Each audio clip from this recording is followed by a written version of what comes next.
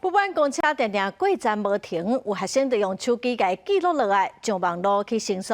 桃园客运是表示讲，这是驾驶个人的行为，会来处罚，卖来加强教育训练。用手机甲公车过站无停的情形翕起来，学生控诉桃园客运504公车有一个司机，就算因甲车摇手，要是连续3届拢不爱甲载。这个司机他每次都不停车，这次他会不会停呢？走。嗨，他不会。哥们，为什么不停车？代志发生伫龙潭区11分站，也就是石门国小对面。投诉的学生讲，其他的司机拢会停车，干那这个司机甲人无共款。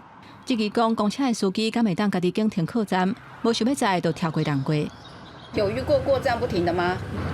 没有，每一站他就会停。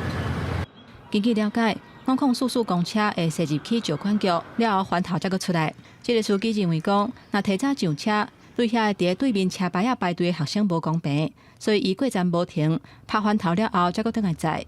经查为驾驶员个人疏失，本公司将依公司规定移送奖惩会议处，并加强该员的教育训练，以确保民众权益，避免再犯的可能。